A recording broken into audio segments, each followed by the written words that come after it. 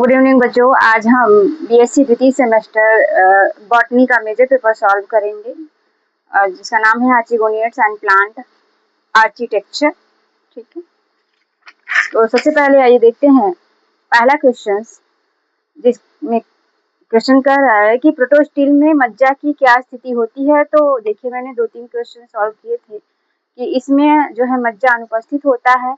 दूसरा क्वेश्चन है एक से अधिक स्टील की उपस्थिति तथा प्रोटोस्टिल किस पौधे के तने में पाया जाता है। तो ये सिलेजिनेला में पाया जाता है।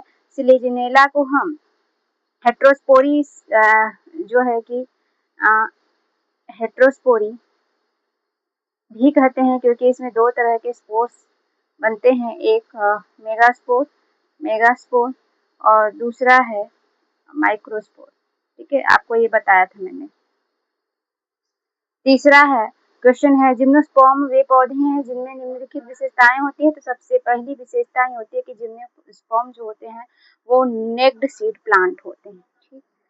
चौथे क्वेश्चन में है कि जिम्नोस्पर्म को जीवित जीवाश्म कहा जाता है। तो जिंगो को मैंने कई बार आपको बताया था कि जिंगो को जीवित जीवाश्म के नाम से जाना जाता है। अगला क्वेश्चन है आपका, जिम्नोस्पर्म में परागण मुख्य रूप से निम्न द्वारा होता है। तो हवा के थ्रू होता है इनमें परागण। शंकुधारी वृक्षों की पत्तियां आमतौर पे होती हैं। मैंने आपको कई बताया था कि शंकुधारी वृक्षों की पत्तियां सुई के जैसी नुकीली होती हैं। अगला है साइकस में नाइट्रोजन स्थिरीकरण का कार्य करने वाली जड़ें कहलाती हैं। तो उनको हम कोलेराइड रूट कहते हैं, जिसमें एनाबिना नॉस्टॉक जो है कि एल्गी प्रेजेंट होते हैं जो नाइट्रोजन फिक्सेशन में यूजफुल होते हैं। ठीक। अगला क्वेश्चन है जिम्नोस्पर्म में भ्रूणपोष का निर्माण होता है। तो वो निषेचन के पूर्व ही भ्रूणपोष का निर्माण जो है हो जाता है।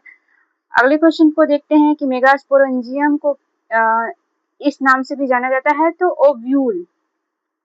ओव्यूल या हिंदी में इसको अंडा भी कहते हैं। ठीक, इस नाम से जाना जाता है। एपोमिक्सिस क्या है? तो अलैंगिक बीज निर्माण को हम एपोमिक्सिस कहते हैं। एंडोस्पर्म सामान्यतः होता है, तो हमने आपको कई बार बताया था कि ये जो होते हैं हेप्लॉइड होते हैं। ठीक है। अगला क्वेश्चन है एंडोस्पर्म है। तो एंडोस्पर्म क्या है? एक सुरक्षात्मक परत है, या फिर इंग्लिश में इसको हम कह सकते हैं कि प्रोटेक्टिव लेयर है। आइए अगले क्वेश्चन पे देखते हैं। तो बिखरे हुए जीवाश्म बीजाणुओं और परागकणों के अध्ययन को क्या कहा जाता है? तो इसको पैलियोपैलिनोलॉजी के नाम से जाना जाता है। कीटों द्वारा परागण कहलाता है, तो कीट परागण इसको कहते हैं। अगला क्वेश्चन है तेल अन्वेषण में पराग विशेषण का संबंध निम्नलिखित से है। तो ये पैलियोपैलिनोलॉजी से संबंधित है। ठीक है। अगला क्वेश्चन है आपका, ब्रायोफाइट्स में प्रभावशाली फेज है। हमने आपको कहा था कि ये गैमेटोफाइट है, ये गैमेटोफाइट है। ठीक है। जो किस पे डिपेंड होता है? इस पे जो है कि आपका डिपेंडेंट होता है स्पोरोफाइट डिपेंड होता है। ठीक। तो और ये क्या करता है? ये फोटोसिंथेसिस प्रोसेस करता है, फोटोसिंथेसिस प्रोसेस करता है। ठीक। अगला क्वेश्चन है रिक्सिया का थैलस होता है। तो हमने आपको बताया था कि रिक्सिया का जो थैलस होता है डायरेक्टोमॉर्डली ब्रांचेज होता है, या फिर इसको हम कह सकते हैं कि द्विशाखित होता है। अगला क्वेश्चन है रिक्सिया का स्पोरोफाइट ब्रायोफाइट में सबसे सरल है, क्योंकि इसमें फूट और कैप्सूल प्रेजेंट होते हैं। इसमें जो सीटा होता है वो क्या होता है बेटा? एब्सेंट होता है। एब्सेंट होता है, हमने आपको कई बार बताया था कि ये एब्सेंट होता है। मार्केंसिया में गैमा कप क्या होता है? तो गैमा कप क्या है? एक अलैंगिक जनन का प्रोसेस है। जैसे थैलस पे जो है ऐसे गैमी लाइक स्ट्रक्चर्स, ये मान लो मार्केंसिया हो गया, सॉरी इसको हटा देते हैं, ये हो गया ब्रांचेज हो गया। तो इस पे जो है कि ऐसे गैमा कप लगे होते हैं, जिसको वेजिटेटिव बर्ड के नाम से भी जाना जाता है। ठीक है। ये एसेक्सुअल प्रजनन में होता है, इसमें स्पोर्स लेकिन नहीं बनते हैं। ठीक है। अगला क्वेश्चन है आपका, एंथोसिरॉस को सामान्यतः क्या कहा जाता है? तो हार्नवर्ड कहा जाता है। हमने बताया था आपको कि ब्रायोफाइट्स को जो है 3 भागों में मुख्यतः क्लासिफाइड आप कर सकते हो। कौन कौन से? एक को लिवरवर्ट, हार्नवर्ड और मास। ठीक। तो ये आपका जो है हार्नवर्ट है। और क्लब मास किसको कहते हैं? तो क्लब मास जो है टेरिडोफाइट्स को कहते हैं। स्यूडो इलेटस पाए जाते हैं। तो हमने आपको बताया था स्यूडो इलेटस पाए जाते हैं एंथोसिरास में। इलेटस एंड स्यूडो इलेटस में क्या अंतर होता है? तो जो इलेटस होते हैं, इलेटस पे आपके स्टार्च के बैंडेज होते हैं और स्यूडो इलेटस पे जो है स्टार्च के बैंडेज नहीं होते हैं। ठीक है, अगला क्वेश्चन है पिट प्राप्त होता है, तो यह स्फैग्नम से प्राप्त होता है। स्फैग्नम क्या है बेटा? तो ये एक ब्रायोफाइट्स का मेंबर है। ब्रायोफाइट्स में किस क्लास का है? तो ये ब्रायोप्सिडा से है, ब्रायोप्सिडा से। ठीक है, और ब्रायोप्सिडा में भी किससे है ये? तो ये मॉसिस से है।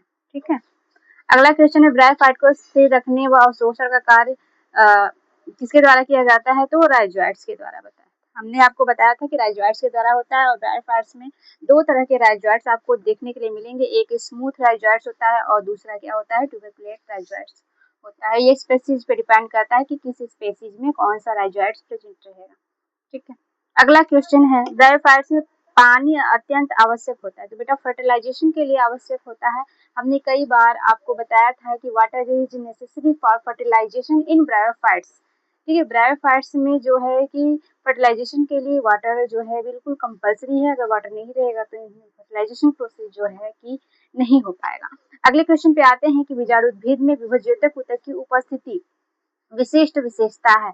तो ये एंथोसिरास में है। ठीक है, अगला क्वेश्चन है टेरिडोफाइट्स है। टेरिडोफाइट्स को हम क्या कहते हैं? वेस्कुलर क्रिप्टोगैम्स के नाम से भी जानते हैं। ठीक है, और अगला क्वेश्चन है टेरिडोफाइट्स ब्रायोफाइट्स से भिन्न है क्योंकि इसमें पाया जाता है तो कंडक्टिंग सिस्टम पाया जाता है। वेस्कुलर जो है स्पर्मेटोजोइट्स दोनों में पाया जाएगा, आर्चिगोनिया दोनों में पाया जाएगा, अलग गैमेटोफाइट भी प्रेजेंट रहेंगे। ठीक है, लेकिन जो कंडक्टिंग टिश्यूज होता है या कंडक्शन जो वेस्कुलर बंडल होते हैं, ये वेस्कुलर बंडल आपके ब्रायोफाइट्स में नहीं प्रेजेंट होते हैं, ये टेरिडोफाइट्स में प्रेजेंट होते हैं। ठीक है, यही इनकी जो है कि मेजर जो है स्पेसिफिकेशन है या फिर कैरेक्टर है। ठीक है, अगला क्वेश्चन है फर्न में स्पोरोगोनिया समूह में पाए जाते हैं, तो सोराई में पाए जाते हैं। ठीक, अगला क्वेश्चन है प्रोथैलस है। प्रोथैलस गैमेटोफाइट को कहते हैं बेटा। अगले क्वेश्चन में है फर्न के युवा पत्तों में दिखाई देता है, तो सचिनेट वन नेशन दिखाई देता है। ठीक है, हम एक्सप्लेनेशन ज्यादा नहीं कर रहे हैं क्योंकि आपको ऑलरेडी हमने सब कुछ बताया था, सिर्फ यहाँ पे हम सिर्फ आपको सही आंसर बता रहे हैं। ठीक है, सिलिजिनेला दर्शाता है हेट्रोस्पोरी। हमने अभी आपको आगे वाले क्वेश्चन में बताया था कि इसमें दो तरह के स्पोर्स बनेंगे, एक मेगास्पोर्स और मैक्रोस्पोर्स बनेंगे। ठीक है, इसलिए इसको हेट्रोस्पोरी कहा जाता है। हेट्रोस्पोरी में हेट्रोस्पोरी जो है टेरिडोफाइट से बिलोंग करता है और इसमें जो है कि 9 स्पेसीज को काउंट किया गया है। ठीक, अगले क्वेश्चन पे आते हैं क्लब मास संबंधित है। तो क्लब मास आपका टेरिडोफाइट से संबंधित होता है। किस पौधे के तने में ट्रेबिकुली पाई जाती है? तो मार्सिलिया, ये भी टेरिडोफाइट का मेंबर है। ठीक है, और ये एक्वेटिक है।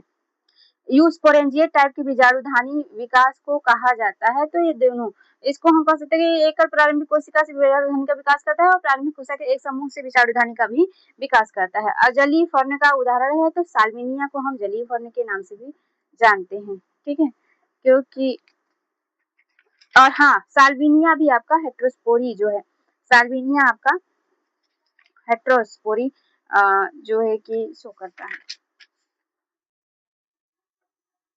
अगला क्वेश्चन है आपका जिम्नोस्पर्म के संवहन तंत्र में अभाव होता है किसका? वेसल्स का। वेसल्स या वाहिका का अभाव होता है। संवहन बंडलों का उल्टा ओमेगा आकार दिखाई देता है, तो साइकस के रैकिस में दिखाई पड़ता है। साइकस के रैकिस में दिखाई पड़ता है। अगला है लोकप्रिय सूखा मेवा चिलगोजा किससे प्राप्त होता है? हमने बार बार आपको बताया था कि पाइनस जिराडियाना से चिलगोजा प्राप्त होता है। ठीक है, जो सबसे महंगा ड्राई फ्रूट्स के नाम से भी जाना जाता है। रेजिन निम्नलिखित से किससे प्राप्त होता है? तो चीड़ के पेड़ या फिर पाइनस से जो है रेजिन प्राप्त होता है। अगला क्वेश्चन है सबसे बड़ा बीजांड किस समूह में पाया जाता है? तो जिम्नोस्पर्म में सबसे बड़ा बीजांड पाया जाता है। अगला क्वेश्चन है सबसे लंबा जिम्नोस्पर्म है। सिकोया को जो है कि सबसे लंबा जिम्नोस्पर्म कहा जाता है। इसको फादर ऑफ फॉरेस्ट के भी नाम से जाना जाता है। इफेट्रा किससे संबंधित है? तो ये कोनिफेरेस से संबंधित है। जीवाश्मीकरण वह प्रक्रिया जिसके द्वारा जीवाश्मों का निर्माण होता है। ठीक है, अगला क्वेश्चन है आपका तो पौधों के जीवाश्मों का अध्ययन समझने में सहायक होता है पौधों का क्रमिक विकास। ठीक, अगला है राइनिया, एक प्रसिद्ध जीवाश्म पौधा है जिसमें अभाव होता है पत्तियों व जड़ों दोनों का। ठीक है, हमने आपको बताया था राइनिया है, राइनिया के स्पेसीज 2 स्पेसीज केवल प्रेजेंट होती है, राइनिया मेजर एंड राइनिया वघानी हो, और एक हमने कुक्सोनिया का भी जिक्र किया था, याद करिए। और ठीक है, और रानिया कहाँ पाया गया था ये सब मैंने बताया था। तो खैर आइए अगले क्वेश्चन पे चलते हैं। पैलियोबॉटनी में फार्मिजीनस क्या है? तो पौधों के अलग विभाग के लिए स्थापित किया गया एक वंश को हम फार्मिजीनस के नाम से जानते हैं। अगला क्वेश्चन है जीवाश्मीकरण में कार्बनिक पदार्थ को प्रतिस्थापित किया जाता है तो वो खनिज फॉर्म में प्रतिस्थापित किया जाता है। प्रोफेसर बीरबल साहनी द्वारा स्थापित संस्थान स्थित है, तो ये लखनऊ में स्थित है। कार्बन डेटिंग से इसका पता लगाने में मदद मिलती है। तो जीवाश्म आयु। ठीक, अगला क्वेश्चन है आर्चिगोनिया ऐसे पौधे होते हैं जिनमें पाया जाता है आर्चिगोनिया पाया जाता है जो फीमेल को इंडिकेट करता है। ठीक, निमेटोफोर निम्नलिखित में से पाए जाते हैं, तो मैंग्रोव में निमेटोफोर्स पाए जाते हैं। प्रकंद एक भूमिगत तना है, ठीक है, जिसको हम राइजोम कहते हैं। अगला है आलू में रूपांतरण का प्रमुख कार्य क्या है? तो खाद्य पदार्थों का संचय। ठीक, अगला है ग्रंथि जड़ों जो प्रायः फली वाले पौधों में पाई जाती है के लिए विशेषीकृत होती है नाइट्रोजन स्थिरीकरण के लिए। ठीक, अगला क्वेश्चन है आपका आम के फल में फलवित्ती का सरस खाने योग्य भाग कहलाता है, तो मध्य फलवित्ती उसको कहते हैं। किस प्रकार के पुष्पक्रम में मुख्य अक्ष लगातार बढ़ती रहती है? तो इसको असीमाक्ष कहते हैं। निम्नलिखित में से किस पौधे में वर्टिसिलास्टर पुष्पक्रम पाया जाता है? तो सूरजमुखी में, जिसको हम सनफ्लावर कहते हैं, उसमें पाया जाता है। अगला क्वेश्चन है आपका एक विशिष्ट द्विलिंगी पुष्प की विशेषता है, तो एक ही पुष्प में आपका पुतंतु और जायांग दोनों ही उपस्थित होते हैं, मतलब मेल एंड फीमेल दोनों जो है कि एक ही पुष्प पे मिलेंगे आपको देखने के लिए। स्पाइक पुष्पक्रम निम्नलिखित में से किसमें देखा जाता है? तो गेहूं में जो है स्पाइक पुष्पक्रम देखा जाता है। रेशेदार जड़ प्रणाली किसकी विशेषता है? तो हमने आपको बताया था कि जड़ 2 प्रकार की होती है, एक होता है मूसला जड़, एक होता है रेशेदार जड़। ठीक है, टैप रूट एंड एडवांटस रूट्स। तो टैप रूट्स जो होता है वो द्विबीजपत्री पौधों में पाया जाता है डाइकॉट में, और रेशेदार जड़ जो होती है एक बीजपत्री, जिसको हम मोनोकाट भी कहते हैं। तो इसका सही ऑप्शन क्या जाएगा? एक बीजपत्री पौधा जाएगा। अगला क्वेश्चन है आपका द्विबीजपत्री तने में संवहन बंडल होते हैं, तो द्विबीजपत्री पौधे में संवहन बंडल जो होते हैं वो कंज्वाइंट मतलब संयुक्त होते हैं, कोलेटरल होते हैं और खुले प्रकार के होते हैं। अगला क्वेश्चन है आपका जड़ों में संवहन बंडल की विशेषताएं होती हैं अरीय और बाह्य आदि दारुक होती हैं। ठीक है, अगला क्वेश्चन है कैस्पेरियन स्ट्रिप पाई जाती है, तो ये एंडोडर्मिस में प्रेजेंट होती है। असमान द्वितीयक वृद्धि सामान्य से भिन्न होती है, जिसका कारण असामान्य कैम्बिपल गतिविधि होती है। अगले क्वेश्चन पे आएंगे, देखेंगे निक्टैंथीस में विसंगत द्वितीय वृद्धि किसकी उपस्थिति के कारण होती है? तो कार्टिकल संवहन बंडल के कारण होती है। अगला क्वेश्चन है वार्षिक वलय निम्न कारणों से बनते हैं, तो ये कैम्बियम की मौसमी गतिविधि के कारण बनते हैं। द्वितीय वृद्धि के परिणाम स्वरूप परिधि में वृद्धि होती है। ठीक, अगला क्वेश्चन है मेरिस्टेमेटिक कोशिकाओं की विशेषता है, तो सक्रिय कोशिका विभाजन। अगला क्वेश्चन है एंजियोस्पर्म में नर युग्मक क्या होता है? तो परागकण को नर युग्मक कहते हैं भाई। बाकी की चीजें तो फीमेल से रिलेटेड हैं, ये फर्टिलाइजेशन के बाद बनेगा। लघु बीजाणुधानी की कौन सी परत विकसित हो रहे परागकणों को पोषण प्रदान करती है? उसको हम टैपेटम कहते हैं। ठीक, परागकण को बाहरी परत बनी होती है, तो स्पोरोपोलिनिन नामक जो है कि एलिमेंट्स बनी होती है ये। ठीक, अगला क्वेश्चन है बीजांड का सबसे भीतरी पोषक ऊतक जो ग्लूकोज को घेरे रहता है वह है बीजांड का, जिसको न्यूक्लियस कहते हैं। ठीक, अगला क्वेश्चन है आपका 73 नंबर द्विनिषेचन किसकी विशिष्ट विशेषता है? तो भैया एंजियोस्पर्म में डबल फर्टिलाइजेशन होता है, कई बार तो मैंने बताया आपको। अगला क्वेश्चन है दोहरे निषेचन की खोज किसने की थी? तो ये भी मैंने बताया था कि नवाज़चीन ने किया था। ठीक, फिलीफार्म अपरेटस का क्या कार्य है? ये भी मैंने आपको बताया था, पराग नलिका के प्रवेश का मार्गदर्शन करना होता है। ठीक है, ओके। तो डियर स्टूडेंट, आप लोग कितना स्कोर किए हैं ये जरूर कमेंट बॉक्स में बताएं। ठीक है, और बाकी तो सब पढ़ा लिखाया ही आया था, और कुछ क्वेश्चन रह गए होंगे 2-4 क्वेश्चन, तो उसमें कुछ कहा नहीं जा सकता है। ठीक है, बाकी कमेंट बॉक्स में जरूर बताएं कि आपने कितना जो है कि स्कोर किया है। Okay, thank you.